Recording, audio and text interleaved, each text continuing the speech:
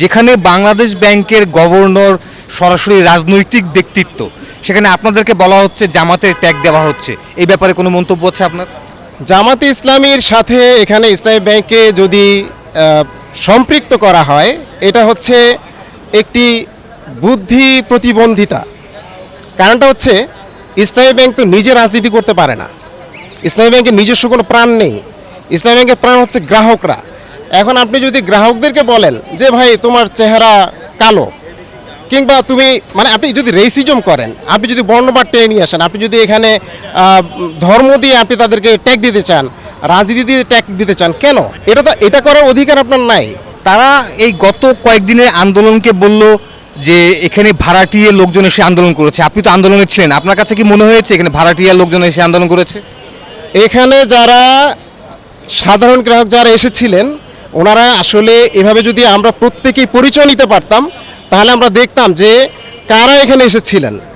এখানে ঢাকা শহরে কিংবা বাংলাদেশের যত বড় বড় কোম্পানি আছে, এইসব কোম্পানির ব্যবসায়ীরা, চাকরিজীবী, ছাত্র, শিক্ষক, শ্রমিক জনতা সবাই এখানে এসেছিলেন। সবাইকে ধরে ধরে যদি আমরা জিজ্ঞেস করতে পারতাম যে আপনার পরিচয়টা কী, তাহলে হয়তো আমরা এটা এনশিওর করতে পারতাম। ঠিক আছে, এখানে আপনি মানে আমি একদম খুব সাধারণ একটা মানুষ হিসেবে আমি বলবো, আমি 2009 সাল থেকে এখানে অ্যাকাউন্ট মেনটেন করি। 2009 সাল থেকে মেনটেন করি। এখানে অনেক লোক আছে যারা কিনা 2000 সাল থেকে মেনটেন করে, যাদের কিনা এখানে কোটি কোটি টাকার এফডিআর আছে। আমি ছোট একটা মানুষ, আমার পরিবারে কোটি কোটি এফডিআর ইসলামী ব্যাংকে আছে। আমি একটি টাকাও ইসলামী ব্যাংক থেকে হারিয়ে যেতে দিব না, অবশ্যই না। আপনি বললেন হারিয়ে যেতে দেবেন না, যদি সরকার না মানে আপনাদের দাবি, তাহলে কি হবে? সরকার তো সম্পূর্ণরূপে একটি পলিটিক্যাল প্ল্যাটফর্ম, আর আমরা এখানে কাজ করছি একটি ফিনান্সিয়াল প্ল্যাটফর্ম নিয়ে। এখন এই ফিনান্সিয়াল প্ল্যাটফর্মে এই প্ল্যাটফর্মটা যেভাবে চলবে, আমরা দেখছিলাম যে সুন্দরভাবে চলে আসছিল।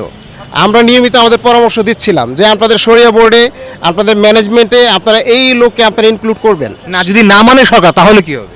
সরকার যদি না মানে, তাহলে এটা তখন ফিনান্সিয়াল প্ল্যাটফর্ম থেকে এটা পলিটিক্যাল প্ল্যাটফর্ম অবশ্যই মুভ করবে।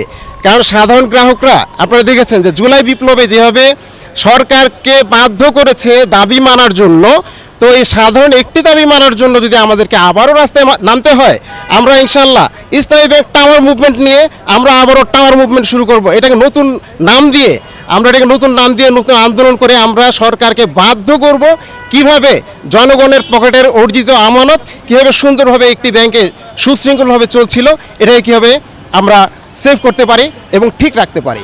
আর ইসলামী ব্যাংকের এই আন্দোলন যদি সফল না হয়, তাহলে আমি সতর্ক বার্তা দিচ্ছি যে বাংলাদেশের কোনো ব্যাংক টিকে থাকবে না। বাংলাদেশের প্রতিটি ব্যাংক লুটের শিকার হবে।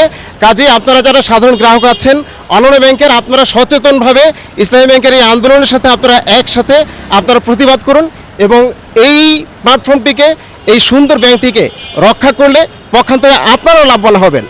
আপনাদের ব্যাংকটিও টিকে থাকবে, বাংলাদেশের অর্থনীতি টিকে থাকবে, বাংলাদেশ টিকে যাবে। সবার আগে বাংলাদেশ, এটা সত্য হবে।